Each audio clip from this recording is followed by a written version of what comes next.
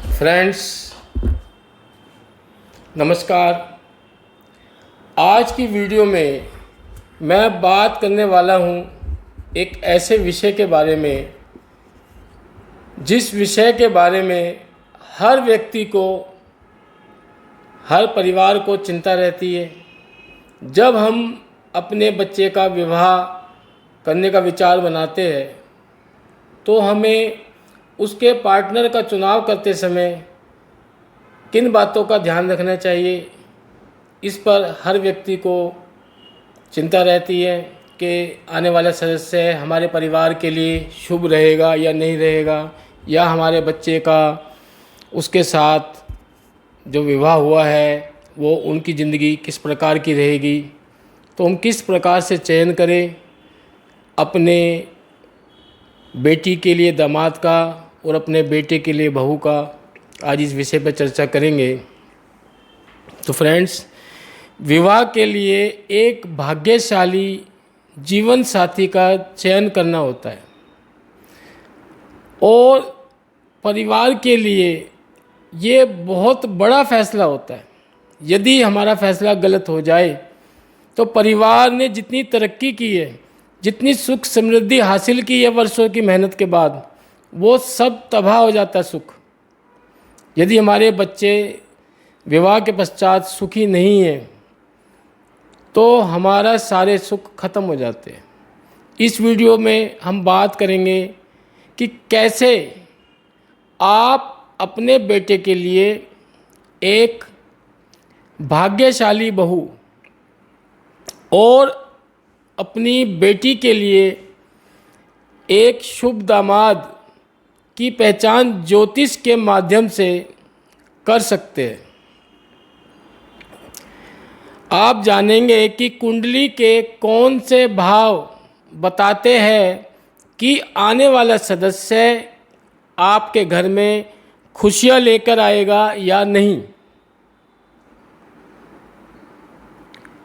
आप यदि अपने पुत्र के लिए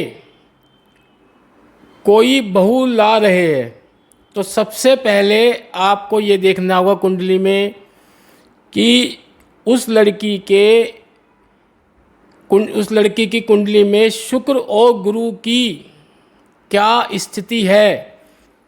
शुक्र मजबूत अवस्था में है या नहीं, या गुरु मजबूत अवस्था में है, शुभ है या नहीं, ये हमें देखना होगा। क्योंकि यदि शुक्र मजबूत अवस्था में बैठा हुआ है तो वैवाहिक सुख जीवन में बना रहता है। जो शादी के बाद का जो वैवाहिक सुख है, अगर हम उसकी बात करें तो वो शुक्र की अवस्था पर डिपेंड करता है। यदि शुक्र लड़की की कुंडली में कन्या राशि में बैठा हुआ है, जहाँ 6 लिखा हुआ है, तो ये मान के चलो कि शुक्र बहुत बुरी अवस्था में है, नीच अवस्था में है, तो वैवाहिक सुख में कमी आएगी। अब वैवाहिक सुख में कमी आएगी तो इसका मतलब हमारे बेटे के साथ उसका रिश्ता अच्छा नहीं रहेगा। और यदि शुक्र उच्च अवस्था में बैठा हुआ है मीन राशि में, यदि कुंडली में कहीं 12 लिखा हुआ है, वहाँ शुक्र बैठा हुआ है, तो उसका मतलब शुक्र मीन राशि में बैठा हुआ है उच्च अवस्था में, उच्च का होकर के, तो इससे अभिप्राय है कि भी वैवाहिक सुख अच्छा रहेगा बच्चों का, शुक्र मजबूत अवस्था में। या शुक्र अपनी शव राशि में बैठा हुआ है। शव राशि कौन सी हुई हमारी? वृषभ राशि और तुला राशि। कुंडली में जहाँ 2 लिखा हुआ है, जहाँ 7 लिखा है, वहाँ शुक्र बैठा हुआ है, तो हम मान के चलते हैं कि भाई ये बहुत अच्छी अवस्था में बैठा हुआ है। परंतु शुक्र 6ठे भाव में ना बैठा हुआ हो, इसका हमें प्रयास करना चाहिए। क्योंकि मैरिज लाइफ के जो झगड़े हैं वो हम 6th हाउस से देखते हैं। और जो हमारा अष्टम भाव है वो भी पीड़ित ना हो। अष्टम भाव में शनि राहु केतु की प्लेसमेंट ना हो, नहीं तो लड़की की जो है आपसे बनेगी नहीं, लड़के के माता पिता के साथ ससुराल से उसके वाद विवाद रहेंगे। ये स्थिति भी हमें देखनी चाहिए। और हमें यह भी देखना चाहिए कि जो लड़की हम लेके आ रहे हैं अपने घर में, उसके भाग्य किस प्रकार का है, वो लड़की भाग्यवान है या नहीं, ये बहुत ज़रूरी है। लड़की अगर भाग्यवान होगी तो आपके घर में भी लक्ष्मी लेके आएगी और भाग्य में वृद्धि करेगी, परिवार में बरकत आएगी। और लड़की यदि भाग्यहीन है तो वो आपके परिवार में आकर के आपकी संपत्ति भी को भी घटा देगी और आप नुकसान में रहेंगे। तो हमें देखना होगा, ये हमारा नवम भाव है, ये भाग्य भाव होता है। तो हमें कुंडली में देखना होगा कि भाग्य भाव का स्वामी कहीं लड़की की कुंडली में नीच अवस्था में तो नहीं बैठा हुआ। अब जैसे ये है, यहाँ पे 9 लिखा हुआ है, तो 9 का मतलब धनु राशि, तो ये इसका स्वामी कौन है धनु राशि का? गुरु। अब गुरु मान लो नीच अवस्था में कहीं बैठ जाए, गुरु यदि नीच अवस्था में बैठ जाए, गुरु मान लो यहाँ बैठ जाए जहाँ 10 लिखा हुआ है, मकर राशि है। अब जहाँ मकर राशि में गुरु बैठ जाएगा तो गुरु नीच अवस्था में माना जाएगा। अब जब भाग्य भाव का स्वामी यदि नीच हो जाए या नीच अवस्था में बैठा हुआ है तो इसका मतलब वो भाग्यहीन हो गया व्यक्ति। या भाग्य भाव का स्वामी कष्टों के भाव में बैठ जाए, छठे भाव में बैठ जाए या 8वें भाव में बैठ जाए,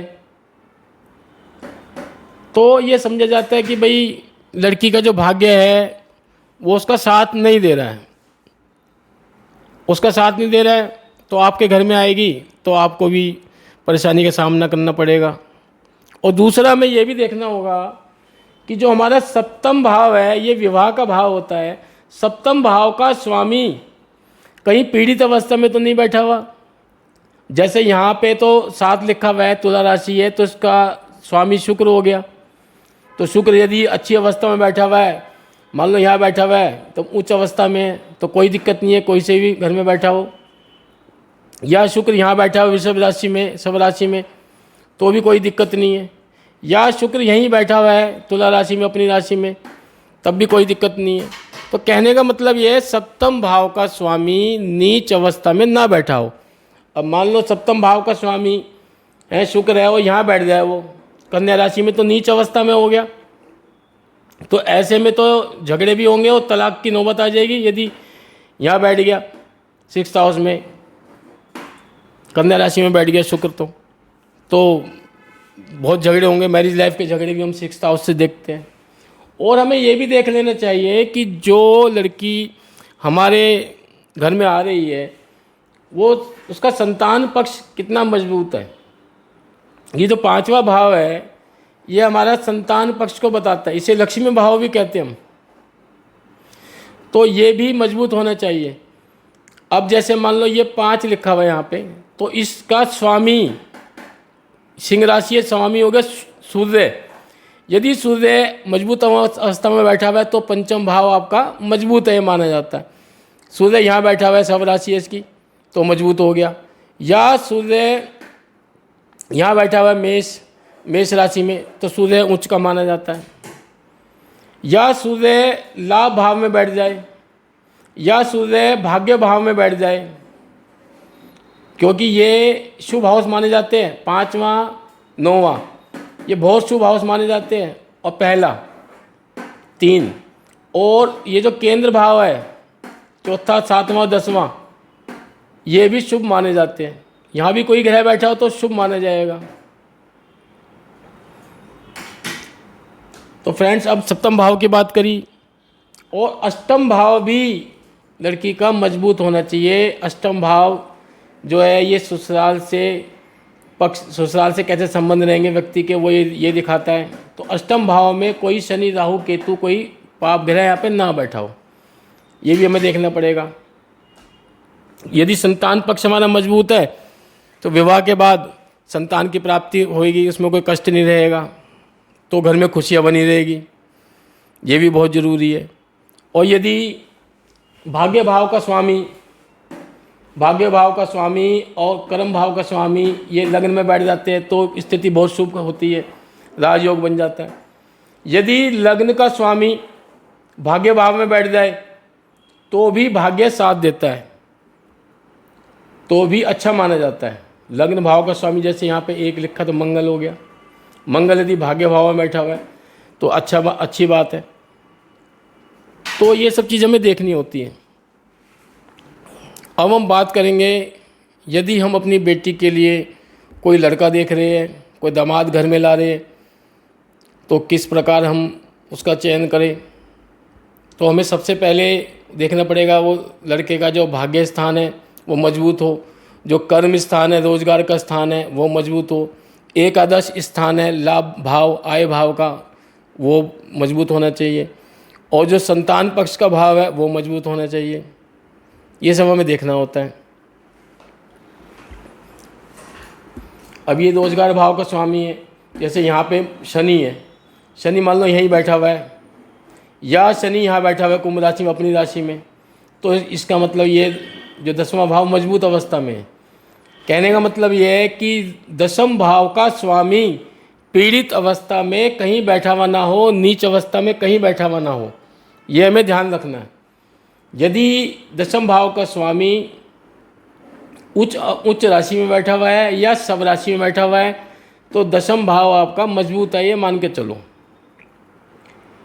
या भाग्य भाव का स्वामी 10वें भाव में बैठ गया है तो भी 10वां भाव बहुत अच्छा माना जाएगा, क्योंकि 9वें भाव और 10वें भाव का यदि संबंध बन जाता है तो भी आप उस दामाद को अपने घर में ला सकते हैं। यदि 9वें भाव और 10वें भाव का संबंध बन जाता है, जैसे 9वें भाव के यहाँ पे स्वामी कौन हो गए, गुरु हो गए, गुरु मान लो 10वें भाव में बैठ जाते हैं तो ये अच्छा योग बन जाएगा, भाग्य भी साथ देगा और व्यक्ति का काम भी चलेगा, रोजगार बढ़िया चलेगा इसका। या शनि भाग्य भाव में बैठ जाए, 10वें भाव का स्वामी होकर शनि यहाँ पे भाग्य भाव में बैठ जाए तो भी इन दोनों का संबंध बन जाएगा, तो ऐसा व्यक्ति अपना कामयाब रहेगा, पैसे की कोई कमी नहीं रहेगी।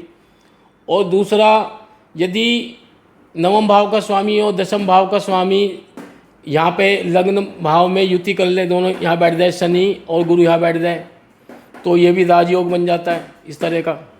या भाग्य भाव का स्वामी या मतलब लगन भाव का स्वामी लग्नेश भाग्य भाव में बैठ जाए तो भी भाग्य मजबूत हो जाता है।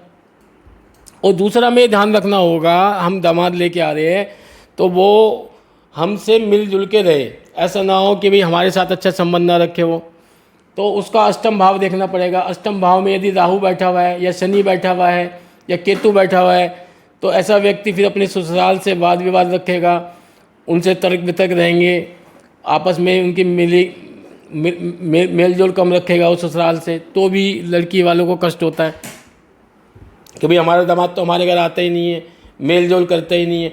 जब उसका अष्टम भाव सही नहीं होगा, अष्टम भाव कमज़ोर होगा तो दिक्कत आएगी। परंतु यदि जैसे यहाँ पे मान लो गुरु बैठ जाए अष्टम भाव में, गुरु यदि अपनी राशि में बैठा हो तो बहुत ही बढ़िया है, और मंगल की राशि है यहाँ भी बैठ जाए तो भी कोई दिक्कत नहीं है, मंगल गुरु का कोई शत्रु नहीं है। मान लो यहाँ गुरु बैठा हुआ है, ठीक है ना। अब गुरु के बैठने से ये स्थान बहुत शुभ हो गया अष्टम भाव, या यहाँ पे 9 लिखा हुआ है या 12 लिखा हुआ है अष्टम भाव में और गुरु बैठा हुआ है, या यहाँ पे 4 लिखा हुआ है तो गुरु कर्क राशि में उच्च का हो जाता है, गुरु मान लो यहाँ बैठ जाता है। तो ऐसे में तो जो दामाद है वो इतना भाग्यशाली हो जाएगा ससुराल वालों के लिए कि जैसे ही शादी होगी और दामाद के कदम ससुराल में पड़ेंगे तो ससुराल की जो आर्थिक स्थिति है वो भी सुधरने लगती है। यदि वो किसी आर्थिक तंगी से परेशानी से गुजर रहे थे तो उनकी आर्थिक समस्याएं चुटकियों में दूर हो जाती है। ये मान के चलो कि भगवान ने कदम रख दिए, वो दामाद नहीं है आपके लिए, भगवान के समान है, फिर वो आपके लिए कुबेर स्वरूप माना जाएगा। यदि अष्टम भाव में गुरु की प्लेसमेंट है और यदि शुभ राशि में है तो ये मान के चलो ये दामाद आपके घर में तरक्की और सुख सुविधा प्रोस्पेरिटी लाने वाला है। और आप ये भी देख लें कि भी लड़के का जो चंद्रमा है वो शुभ अवस्था में हो, क्योंकि चंद्रमा मन का कारक होता है, भावनाओं का कारक होता है। चंद्रमा यदि दूषित तो चंद्रमा के साथ मान लो शनि बैठा हुआ हो तो उसकी मानसिक अवस्था डगमगाती रहेगी, असमंजस में रहेगा, हमेशा अच्छा व्यवहार नहीं करेगा बेटी के साथ। तो चंद्रमा यदि अकेला बैठा हुआ है, या तो वृषभ राशि में बैठा हुआ है या कर्क राशि में बैठा हुआ है चंद्रमा, तो मान के चलो चंद्रमा बहुत शुभ है। और ऐसा व्यक्ति मन का अच्छा होता है, मन का शांत होता है, साफ, उसका चरित्र साफ होगा। यदि चंद्रमा कर्क राशि में बैठा हुआ है तो 1 नंबर का चरित्र होगा। या चंद्रमा वृषभ राशि में बैठा हुआ है तब भी उसका कैरेक्टर नंबर 1 होगा, क्योंकि हमें कैरेक्टर भी देखना होता है। लड़की का भी आप देख सकते हैं चंद्रमा किस प्रकार का है, क्योंकि चंद्रमा हमारे कैरेक्टर की बात करता है। और हमें दामाद लाते समय हमें ये भी देख लेना चाहिए इसका जो पंचम भाव है वो किस प्रकार का है। पंचम भाव मजबूत होना चाहिए ताकि संतान सुख की प्राप्ति हो सके। तो पंचम भाव का स्वामी नीच अवस्था में ना बैठा हो, पंचम भाव का स्वामी नीच अवस्था में ना हो, या किसी क्रूर ग्रह, पापी ग्रह के साथ उसकी युति ना हो रही हो, तो ये पंचम भाव मजबूत रहेगा। अब जैसे मान लो सूर्य है, पंचम भाव का स्वामी सूर्य है। अब सूर्य मान लो यहीं बैठा हुआ सिंह राशि में, सब राशि में, तो भी ठीक है। या सूर्य उच्च का होकर विषभ उसमें मेष राशि में बैठ जाए, 1 नंबर में मेष राशि में सूर्य उच्च का होता है, तो ऐसी अवस्था में सूर्य मजबूत हो जाएगा, तो ये पंचम भाव भी मजबूत हो जाएगा, संतान पक्ष। यदि ऐसी स्थिति है, देखो सूर्य है और वो भी सूर्य उच्च का हो जाए यहाँ पे, तो जो भी संतान होगी वो दिव्य संतान होगी। जैसे, और यदि गुरु का प्रभाव भी है यहाँ पे, अगर मान लो यहाँ पे 4 लिखा हो और यहाँ गुरु स्वयं बैठा हो, तो ऐसे व्यक्ति की जो संतान है वो बहुत संस्कारी और गुरु के समान होगी। गुरु का सदाचार और प्रोस्पेरिटी सब कुछ मिलेगी उसे, किसी चीज़ की कमी नहीं रहेगी। उसका भाग्य भी बहुत अच्छा रहेगा, शिक्षा उसकी बढ़िया रहेगी यहाँ पे। तो फ्रेंड्स ये देखना होता है। एक हमें लड़के का हमें ये द्वितीय भाव भी देख लेना चाहिए, क्योंकि द्वितीय भाव हमारे बैंक बैलेंस की बात करता है। बैंक बैलेंस यदि मजबूत है तो उसके पास धन दौलत की कमी नहीं रहेगी। और अगर ये कमज़ोर है, या ये यहाँ पे जैसे मान लो यहाँ राहु बैठा हुआ है और वो उसको देख रहा है द्वितीय भाव को 7वीं दृष्टि से, तो धन में उतार चढ़ाव रहेगा हमेशा। पैसा कमाएगा, इधर से पैसा कमा रहा है, इधर से पैसा कमा रहा है, चाहे भाग्य से कमा रहा है यहाँ से, पर वो पैसा रुकेगा नहीं यदि हमारा द्वितीय भाव कमज़ोर अवस्था में है। और आर्थिक तंगी रहेगी तो घर में कलेश रहेगा। तो सेकंड हाउस भी हमें देख लेना चाहिए। और लग्न को भी हमें देख लेना चाहिए, कहीं लग्न भाव का स्वामी कहीं नीच अवस्था में तो नहीं बैठा हुआ, कहीं ये भी देख लेना चाहिए। लग्न भाव का स्वामी कहीं नीच अवस्था में तो नहीं बैठा हुआ, ये हमें देख लेना चाहिए। जैसे मान लो मंगल है, मंगल यदि यहाँ बैठ जाए कर्क राशि में तो मंगल नीच का हो जाएगा। तो इसका मतलब क्या होगा कि लग्न भाव का स्वामी लग्नेश वो नीचस्थ होकर बैठा हुआ है चतुर्थ भाव में, यहाँ बैठ जाए मान लो, तो घर में कलेश रहेगा, घर की शांति भंग कर देगा फिर वो। परंतु यहाँ चंद्रमा बैठा हुआ है यहाँ पे चतुर्थ भाव में कर्क राशि में, तो घर में शांति रहेगी, अच्छा माहौल रहेगा, सुख समृद्धि रहेगी, हर तरह से ठीक रहेगा। तो ये सब चीज़ें हमें देखनी चाहिए। अब हम और ये भी देखना पड़ेगा लड़के के लिए भी, सप्तम भाव इसका नीच अवस्था में तो नहीं बैठा हुआ। सप्तम भाव हमारा भी रह गया है। सप्तम भाव क्योंकि विवाह की बात करता है। अगर सप्तम भाव का स्वामी नीच अवस्था में बैठा हुआ है तो अव्वल तो विवाह बहुत देर से होगा, या यहाँ पे शनि बैठा हुआ है तो विवाह बहुत देर से होता है। पर यदि नीच अवस्था में बैठ गया सप्तम भाव का स्वामी, जैसे यहाँ शुक्र है वो नीच अवस्था में बैठा हुआ है, शुक्र मान लो यहाँ बैठ जाए कन्या राशि में तो नीच अवस्था में, तो वैवाहिक सुख में कमी आएगी। तो ऐसे दामाद से भी आपको बचना होगा। वैवाहिक सुख में कमी आएगी तो उनके जीवन में आपस में कलेश रहेगा, टेंशन रहेगी, तनाव रहेगा। शुक्र यदि मजबूत अवस्था में बैठा हुआ है तो वो भी देखना पड़ेगा। शुक्र यहाँ बैठा है मान लो मीन राशि में, तो मजबूत अवस्था में शुक्र उच्च अवस्था में। या यदि मान लो यहाँ पे शुक्र ना हो, आपका कोई और लगन हो, मेष की जगह कुछ और लगन हो, जैसे यहाँ पे 2 लिखा है तो वृषभ लगन है, तो यहाँ पे फिर आपका 8 नंबर आएगा। 2 3 4 5 6 7 8, फिर यहाँ पे आपका वृश्चिक आ जाएगा राशि, तो आपको ये देखना है कि जो सप्तम भाव का स्वामी वो नीच अवस्था में ना बैठा हो या छठे घर में ना बैठा हो। जैसे यहाँ पे 8 आ गया तो यहाँ पे वृश्चिक राशि हो गई, वृश्चिक राशि का स्वामी मंगल हो गया। अब मंगल मान लो यहाँ बैठ जाए मैरिज लाइफ के झगड़े के हाउस में तो झगड़ा कराएगा, या मंगल नीच का होकर बैठ जाए, मंगल जैसे मैंने बताया यहाँ बैठ जाए फिर, है ना, नीच का होकर के, तब भी दिक्कत आएगी। ऐसे ही आपको देखना पड़ेगा। यदि आपके यहाँ सप्तम भाव में 9 लिखा हुआ है तो आपके सप्तम भाव का स्वामी फिर गुरु होगा, फिर गुरु की प्लेसमेंट देखनी पड़ेगी। कहने का मतलब ये है कि सप्तम भाव का स्वामी नीच अवस्था में ना हो, पीड़ित अवस्था में ना हो, क्रूर ग्रहों के साथ उसकी युति ना हो रही हो, किसी बुरे भाव में ना बैठा हुआ हो, छठे आठवें भाव में ना बैठा हुआ हो, तो ये ठीक रहेगा। और बैठा हुआ होगा और फिर भी आप आगे चलते हैं तो आपको कुछ परेशानी होगी, फिर आपको उपाय करने पड़ेंगे। अब हम बात करते हैं कि हम कुंडली मिलान करके शादी करते हैं और करनी भी चाहिए। तो यदि आपके बच्चों की कुंडली में मिलाने के बाद कोई गण दोष आ रहा है, मंगल दोष आ रहा है, भकुट दोष आ रहा है, तो उसको आप चेक करें और कम से कम 20 या 25 गुण मिले तो बहुत अच्छा है। 20 से कम हो गुण तो शादी के लिए आप अवॉइड कर सकते हैं, फिर इसमें उपाय ज़्यादा करने पड़ते हैं।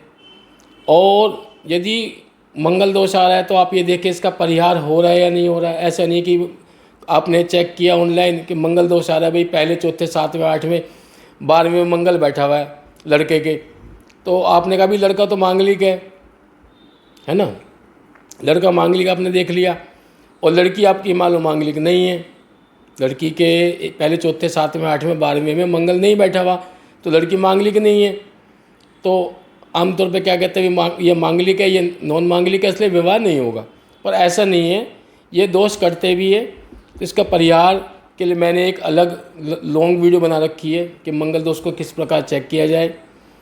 और यदि जैसे अब जिसके घर में पहले चौथे सातवें आठवें 12वें किसी भाव में मंगल बैठा हुआ है लड़के की कुंडली में या लड़की की कुंडली में, तो हमें ये देखना चाहिए कि जो उसका जो पार्टनर है वो बेशक नॉन मांगलिक है, क्या उसके उसी घर में जहाँ आपके बेटे के घर में मंगल बैठा हुआ है, जैसे 7वें भाव में मान लो मंगल बैठा है या 8वें भाव में मान लो या चौथे भाव में मान लो, चलो चौथे में मान लेते हैं, आपके लड़के की कुंडली में चौथे भाव में मंगल बैठा हुआ है तो आपका बेटा मांगलिक हो गया और लड़की नॉन मांगलिक है, तो आप कहोगे विवाह नहीं करेंगे। ऐसा नहीं है। आप लड़की की कुंडली भी देखो, उसके चौथे भाव में यदि पाप ग्रह बैठे हुए हैं, मंगल नहीं बैठा हुआ बेशक, पाप ग्रह बैठे हुए हैं, तो ये मंगल दोष 100% कट जाता है और विवाह में कोई अड़चन नहीं होती, तो आप विवाह कर सकते हैं। ऐसे ही नाड़ी दोष का भी परिहार होता है, इसकी मैंने वीडियो बना रखी है। यदि कोई क्वेश्चन भी है आपका कोई किसी दोष को लेकर के और आप किसी लड़के से या लड़की से बात कर रहे विवाह की अपने बच्चे के लिए, और यदि कोई आपको कन्फ्यूज़न है तो उसके लिए मैं आपकी मदद करने के लिए तैयार हूँ। मेरा मोबाइल नंबर है 9250946428। फ्री ऑफ कॉस्ट मैं आप लोगों की मदद करूँगा। समय लग सकता है परंतु जवाब देने की पूरी कोशिश करूँगा। आप यदि मेरे मोबाइल नंबर पे देंगे तो मैं वॉइस मैसेज से आपकी हेल्प करूँगा। आप व्हाट्सएप करके अपना क्वेश्चन डाल सकते हैं। और अब मैं आपसे रिक्वेस्ट करूँगा, मेरी वीडियो को लाइक करें, शेयर करें और मेरे चैनल को सब्सक्राइब करें,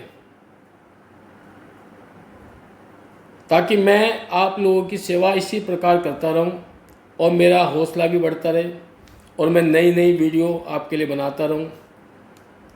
नमस्कार।